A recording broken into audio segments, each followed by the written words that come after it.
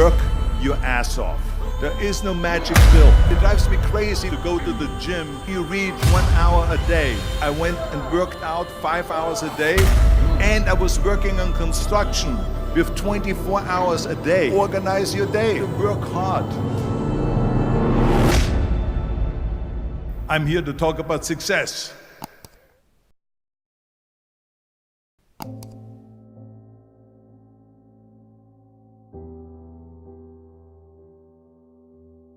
I went to college. I went and worked out 5 hours a day, and I was working on construction because in those days in bodybuilding there was no money. I didn't have the money for food supplements or anything, so I had to go to work. So I worked on construction. I went to college. I worked out in the gym, and at night from 8 o'clock at night to 12 midnight I went to acting class 4 times a week. So I did all of that. There was not one single minute that I wasted. And this is why I'm standing here today. With the age of 20, I went to London and I won the Mr. Universe contest as the youngest Mr. Universe ever. And it was because I had a goal. You see, if you don't have a vision of where you go, and if you don't have a goal where you go, you drift around and you never end up anywhere. 74% hate their job in America. The majority of people don't like what they're doing because they're really not doing it because they didn't have a goal and they followed this goal. They just aimlessly drift around, and then all of a sudden there's a job opening, so they get that job because you have to work. But then when you work, it's a chore. It's work. It's not fun. So if you think about, only a quarter of the people really enjoy what they're doing in life. So people always ask me, when they saw me in the gym in the pumping iron days, they say, why is it that you're working out so hard? 5 hours a day, 6 hours a day, and you have always a smile on your face. The others are working out just as hard as you do, and they look sour in the face. Why is that? And I told people all the time, I said, because to me, I'm shooting for a goal. In front of me is the Mr. Universe title. So every rep that I do gets me closer to accomplishing that goal, to make this goal, this vision, turn into reality.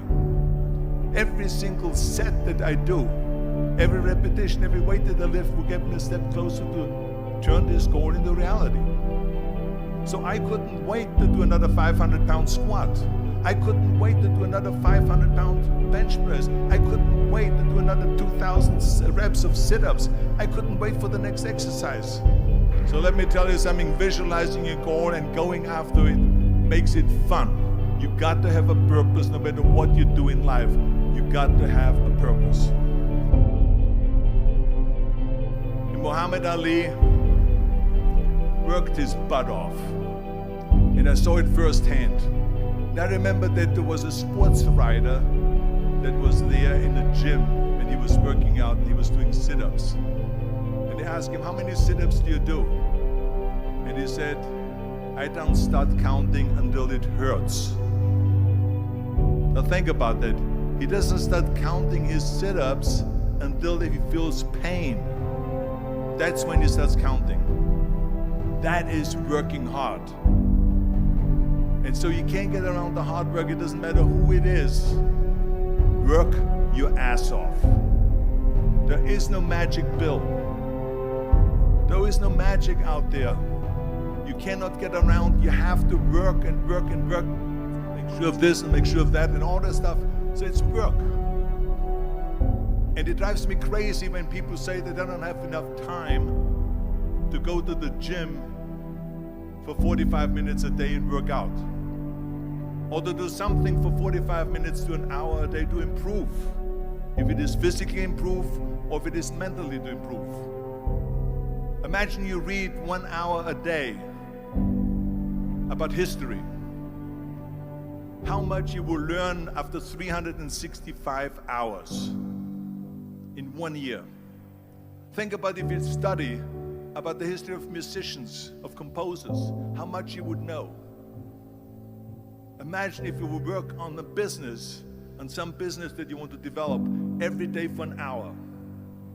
Imagine how further along you will go and get. So it drives me nuts because when people say we don't have the time, we have 24 hours a day. We sleep 6 hours a day, so that gives you still 18 hours. So there's someone shaking their head out here in front. They say probably, I don't sleep 6 hours, I sleep 8 hours, right? Or just sleep faster. So we have 18 hours a day. The average person works around 8 to 10 hours. So let's assume it's 10 hours, so we have 8 hours left. Then you travel around an hour a day, maybe 2 hours a day. So now you have still 6 hours left. So what do you do with these 6 hours? What do you do with these 6 hours? Then we eat a little bit, then we schmooze a little bit, talk a little bit to people and all that stuff. But you can see how much time there is available if you organize your day. So you got to work hard. I hate plan B. And I tell you why. Because we have so many doubters, as I've said earlier, the no-sayers. We have so many of those people that say no and you can't do it, that's impossible. That is okay because we just turn off, as I said earlier, and we listen and we hear the no being a yes. You can't do it, you can do it, and all of that. So that is possible to do that amongst all the negative people around you. But when you start doubting yourself, that's very dangerous. Because now what you're basically saying is that if my plan doesn't work, I have a fallback plan, I have a plan B. And that means that you start thinking about plan B, and every thought that you put into plan B, you're taking away now that thought and that energy from plan A.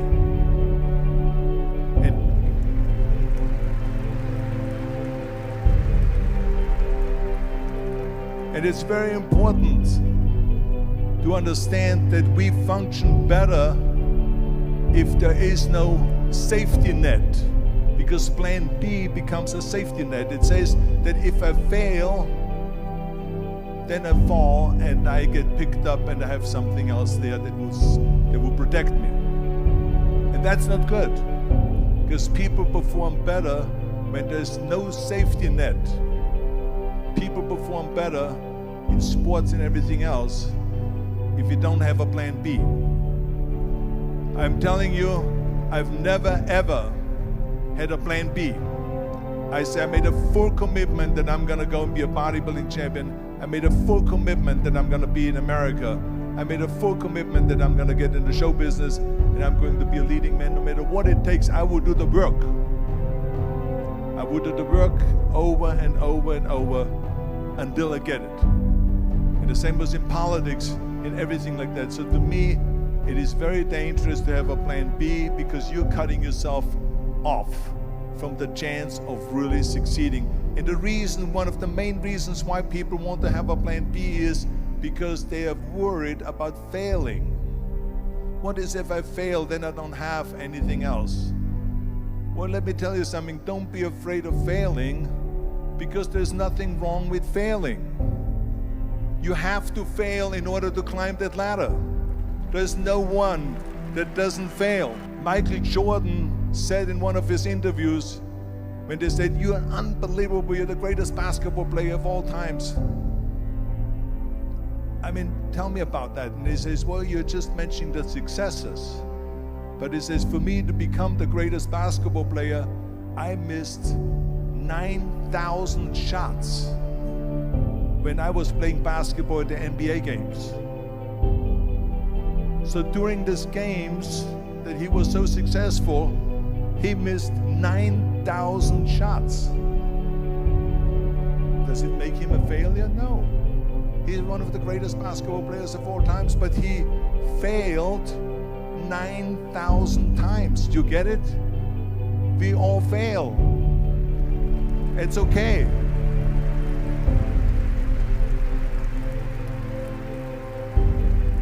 What is not okay is that when you fail, you stay down.